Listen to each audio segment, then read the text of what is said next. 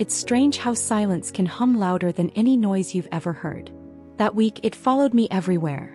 Into the kitchen, into the shower, into the spaces where laughter used to live.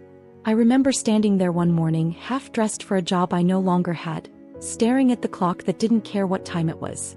Everything had stopped, but the world kept going. My name's Amber, and a few months ago I lost my job and my husband in the same week. And I'm still not sure which one broke me more. The one that paid my bills or the one that was supposed to love me for the rest of my life. When people talk about loss, they make it sound like an event. A single clean moment you can point to. But it's not. It's a slow leak. It starts somewhere small. A comment you brush off, a sigh you ignore, an email that doesn't get answered. And by the time you notice what's happening, everything you were standing on has already given way. For me, it started on a Thursday. I was working in marketing at a mid-sized firm in Charlotte. Not glamorous, not terrible. The kind of job that paid well enough for takeout dinners and the occasional weekend trip. I'd been there for 6 years. 6 years of good work, Amber, and you're such a team player.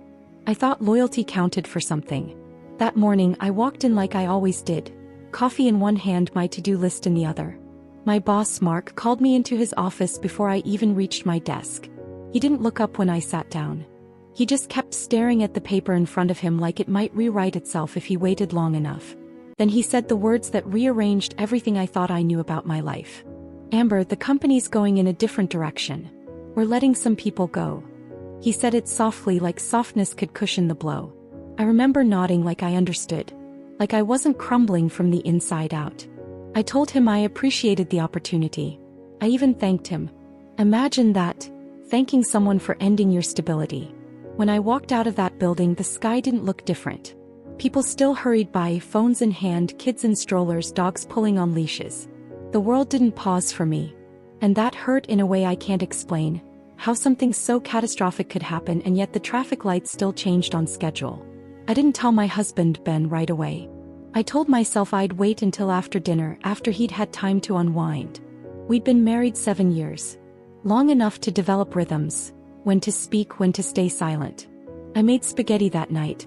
He came home late, kissed my cheek distractedly and started talking about work, his boss, his clients, his stress. I wanted to tell him, I lost my job today. But the words caught somewhere between my throat and my pride. So I said nothing. We ate in silence. The kind that presses down on you until you start to hear your own heartbeat. I told myself I'd tell him tomorrow. Tomorrow came and somehow I didn't. It wasn't the first time I kept things from him. When you live with someone long enough, you start keeping small secrets. Not because you want to lie, but because you want to protect the peace. Or maybe because you know it's already fragile. Ben had been distant for months. Thought it was stress. We'd stopped touching without thinking. We'd stopped laughing at the same things. He'd stopped noticing when I changed my hair, and I'd stopped expecting him to.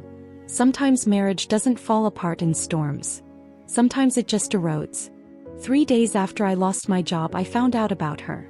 Her name was Kelsey. He worked with him. 27. Smiled too much. I found out by accident. A text on his phone that he didn't bother to hide well enough. Last night was amazing. I can still smell you. I remember reading it over and over as if maybe I'd misread it. As if maybe amazing meant something innocent. But it didn't.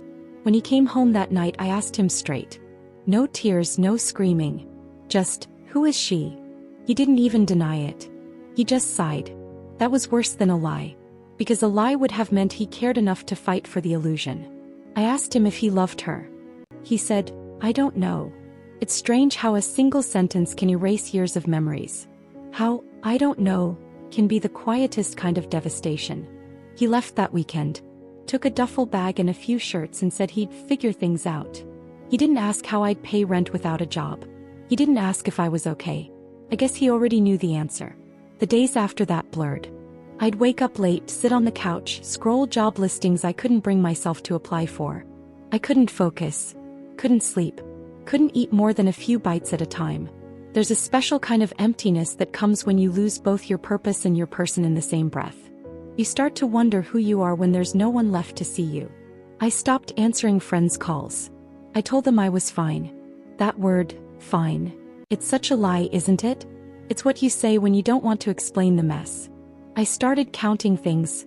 Cups of coffee, hours of silence, the number of times I almost texted him and didn't. I replayed our life like a movie, looking for the moment it all shifted.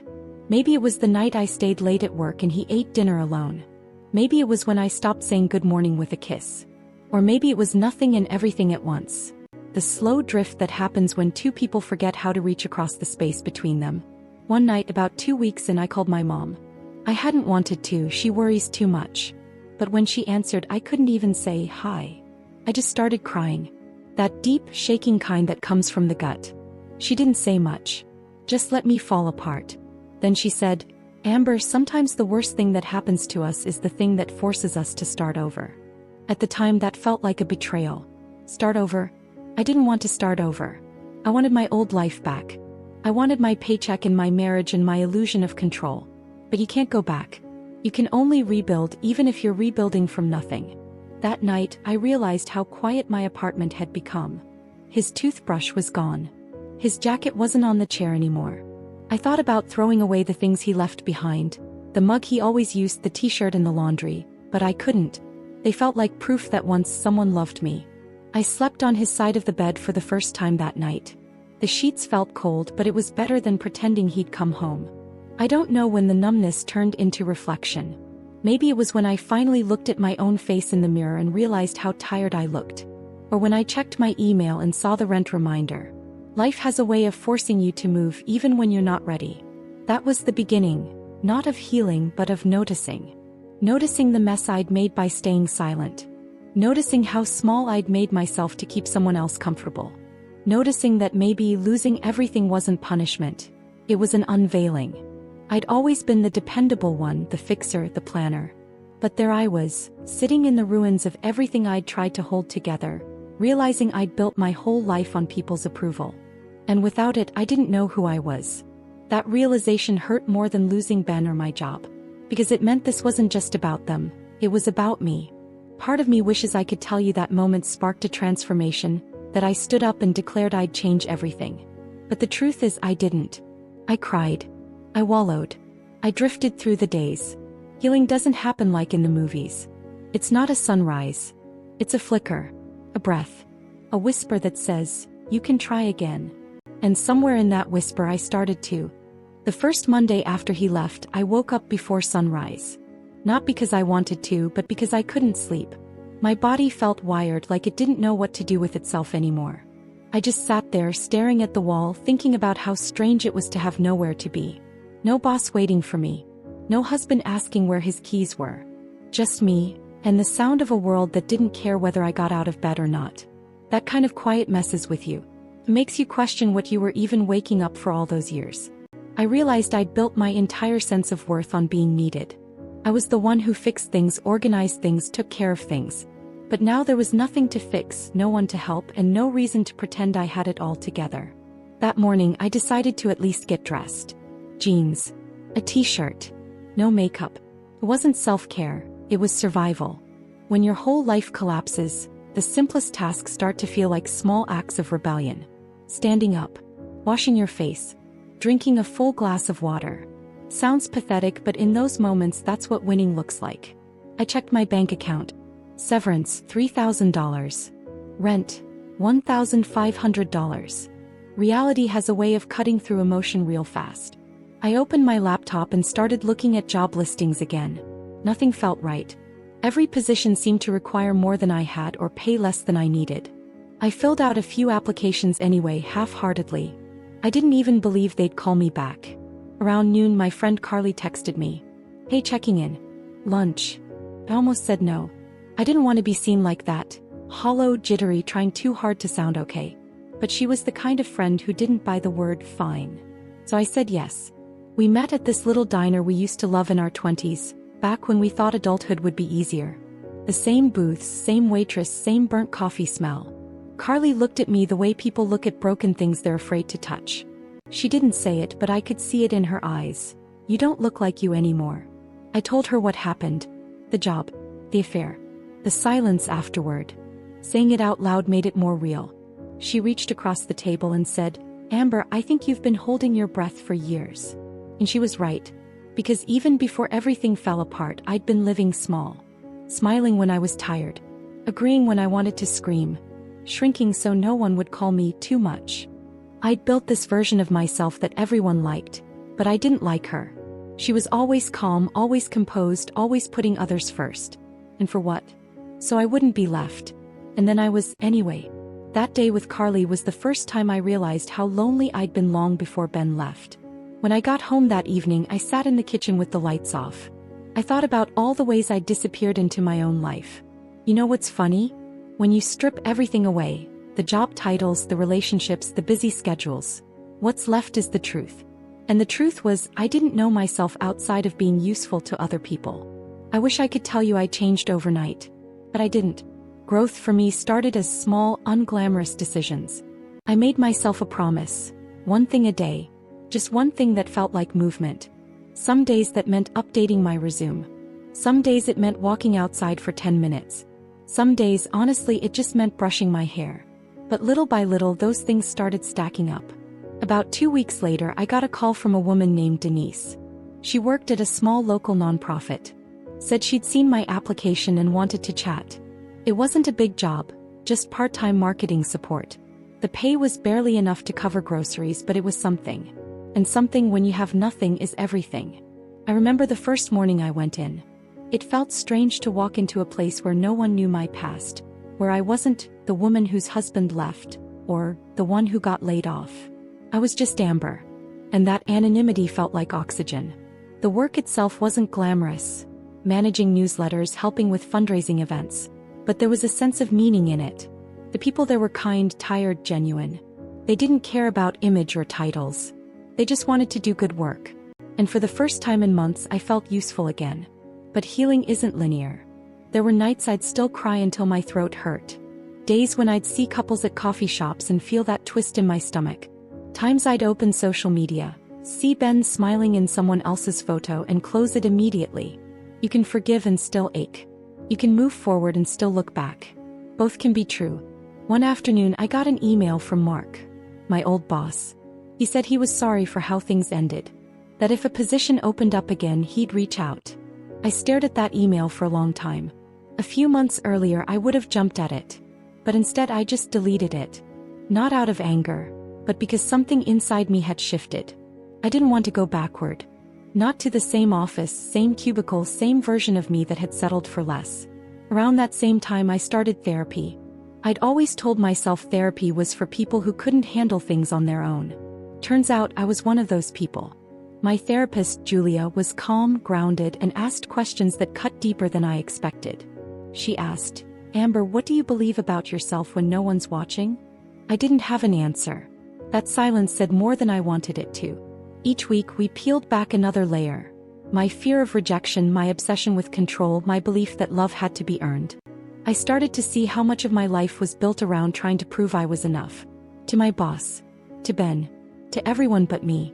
Julia once said, "Sometimes when you lose everything, what you're really losing is what wasn't meant to stay." I didn't want to believe that at first. But the longer I sat with it, the truer it became. The job, the marriage, the version of myself that relied on both. None of it could have lasted, not the way it was. Losing them wasn't the tragedy I thought. It was the reckoning I needed. One evening after therapy, I drove past the restaurant where Ben and I used to go every Friday. I parked across the street and just sat there. For a long time, I'd avoided that part of town. Too many memories, too much ghost of us. But that night, I didn't feel anger. I didn't feel longing either. Just acceptance. The kind that comes quietly without fireworks. I whispered, "You were part of my story, but you don't get to be the ending." It wasn't closure exactly, but it was peace or something close to it. By winter, the nonprofit offered to make me full-time. It wasn't much more money, but it came with health insurance and a sense of stability. I started volunteering on weekends, helping with community events. The people there, single moms, retired teachers, folks who'd been through worse than me, reminded me that resilience doesn't always look like triumph. Sometimes it looks like showing up. Sometimes it's just surviving the day. That's when I started writing again. Just journaling at first. I'd sit at the kitchen table with a cup of coffee and pour everything out. The anger, the shame, the guilt, the gratitude. It became my way of making sense of the chaos. Eventually, I realized I'd filled half a notebook. Then a second. I wasn't writing for anyone else. I was writing to remember who I was before life demanded I be someone else. One morning I found one of Ben's old birthday cards tucked in a drawer. I almost threw it away, but I opened it instead. He'd written, "You're my home." And for a second it broke me again. Because I'd believed that I was someone's home. But homes can fall apart. People can leave. And maybe that's the point. You're supposed to become your own home eventually. So that's what I started doing. Slowly, quietly. I learned to cook meals for one without feeling lonely. I bought a new set of sheets. Not because I needed them, but because they felt like a symbol of something new. I started sleeping in the middle of the bed instead of choosing one side. Little things, yes. But every small choice was a declaration. I'm still here. And I think that's the part no one talks about. After the devastation, after the heartbreak, you don't go back to who you were. You don't wake up one day healed. You just become a quieter version of yourself, one who knows how to sit with the ache and still keep living. Some nights I still think about how quickly everything changed. How in the span of 1 week I lost everything I thought defined me. But then I remember that sometimes when life takes everything, it's not punishment, it's preparation. For something truer, simpler, maybe smaller, but real. The rebuilding isn't pretty. It's messy and slow and often invisible. But if you listen closely, there's something sacred in that silence. A chance to start over, not as who you were, but as who you're finally becoming. And maybe, just maybe, that's enough. They say time heals. I don't think that's true. Time doesn't heal, it stretches. It gives you space to breathe, to look at the pieces without flinching. Healing isn't in the passing of months. It's in what you do with them. For me, it took almost a year before I could say out loud that I was okay. Not great, not better, just okay. It's funny how powerful that word becomes when you've clawed your way toward it. The year after losing everything was full of first. My first Christmas alone. My first birthday without a text from him. My first morning where I woke up and didn't immediately feel that hollow ache in my chest. Each one felt both like a small death and a small rebirth. In the spring, I moved into a smaller apartment. Just one bedroom, one window that let in too much light. I couldn't afford much, but it was mine. For the first time, every decision in that space belonged to me. The dishes, the music, the quiet. I didn't have to ask anyone if something looked okay. That freedom felt both terrifying and exhilarating. The first night there, I ordered Chinese food and sat on the floor eating straight from the container. It felt like nothing and everything at the same time. I didn't cry. I didn't celebrate. I just sat there existing, and for once that was enough. Over time the routines started to rebuild themselves. I'd wake up early, go for walks before work, stop by a small coffee shop near the office. The barista Luke always remembered my order. Black with a little honey. We started talking sometimes. Nothing flirtatious, just human. Those conversations reminded me how connection doesn't have to be dramatic or romantic to matter. Sometimes it's just two people sharing words over caffeine. I started noticing how I'd stopped waiting for someone to fix things for me. When something broke, I figured it out. When something scared me, I faced it anyway. I stopped treating my life like it was on pause. So there were days I'd fall backward. Days when I'd wake up heavy. When I'd hear a song or smell something that took me right back to what I'd lost. The thing about grief is, it doesn't leave. It just learns how to coexist with your joy. You start to carry it differently. Less like a wound, more like a scar. Something that doesn't hurt anymore but still reminds you of where you've been. About 2 years after it all fell apart, Ben emailed me. Just a short note. He said he hoped I was doing well. That he was sorry for how things ended. That he'd started therapy too. I sat there reading it, waiting to feel something sharp. Anger, sadness, longing. But I didn't. I felt calm. I didn't reply right away. I thought about it for a week. Then I wrote back, "I hope you're well too. Thank you for saying that. I've learned a lot since then." That was it. Simple. Honest. Free. And that freedom, that's the part no one warns you about. It's quiet, not dramatic. It doesn't come with fireworks. It's just a steady kind of peace that grows in the corners of your life when you start showing up for yourself. I used to think my story ended when I lost everything. That the world had already decided what my life would be. But I've come to understand something else. Losing everything forced me to meet myself for the first time. The me who isn't defined by a paycheck or a relationship. The me who still gets scared, still doubts, but keeps choosing to stay. Sometimes on Sunday mornings I sit by the window with my coffee and think about who I used to be. The woman who smiled through exhaustion. The one who stayed too long, worked too hard, apologized too much. I want to reach back and tell her, you were doing your best. Because she was. She just didn't know she was allowed to want more. I've stopped chasing perfect endings. Life isn't a straight line. It's a series of small beginnings. Some joyful, some painful, all of them shaping you into someone stronger, softer, more awake. I used to measure my worth by how much I could hold together. Now I measure it by how much I can let go. There's a line my therapist once told me that I've never forgotten. You don't need a reason to deserve peace. It still echoes in me. For so long I believed peace was something you had to earn, through hard work, forgiveness, productivity, redemption. But it's not. Peace just asks to be chosen.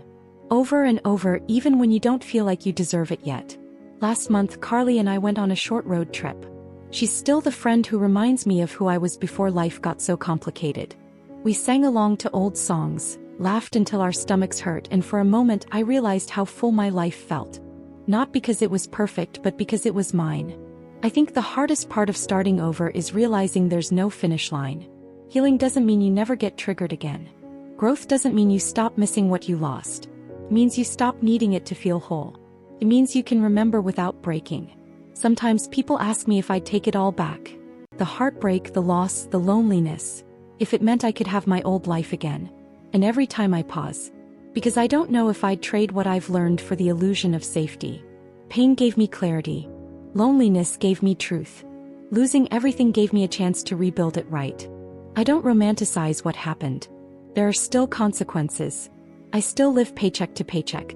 I still have nights when I feel the weight of it all. But the difference is I'm not waiting to be rescued anymore. I know I can stand on my own even when it's hard. And maybe that's the quiet miracle. Not the comeback, not the revenge, not the picture-perfect ending. But the fact that I'm still here, still trying, still learning how to love this version of me. The one who isn't defined by who left or what was lost.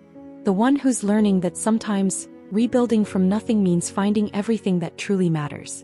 There's this moment I come back to often. One of the first mornings after the dust had settled. I remember sitting with my coffee, watching the world wake up outside my window and whispering to myself, "You're still here." That's all I needed to hear. That was enough then. It's enough now. Because I lost my job. I lost my husband. I lost the life I thought I was supposed to have. And somehow through all of it I found something I didn't even know I was missing. Myself. And that, more than anything I've rebuilt, is what makes me whole.